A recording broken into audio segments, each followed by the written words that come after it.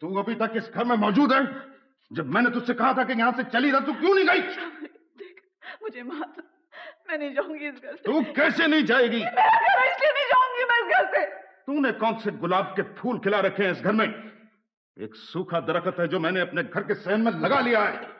शामुरीत, ताने ना दे, इसमें मेरा कसूर नहीं है। ताने कैसे ना दूं मैं तुझे? सारा जमाना ताने मुझको देता है। बच्चा चाहिए मुझे, बच्चा चाहिए। 4 साल हो गए शादी को। तो लिया ना दूसरी, कर लेना दूसरी शादी। 4 साल हो गए। दूसरी भी कर लूंगा, ले आऊंगा दूसरी भी मैं। पहले तुझे मैं अपने इस घर से तो निकाल लूं। चल निकल जा मेरे घर से। शामुरीत, मैं इस घर से नहीं जाऊंगी। मैं इस दहलीज को नहीं छोड़ूंगी। वो 3 लफ्ज सुनना चाहती है ना तू?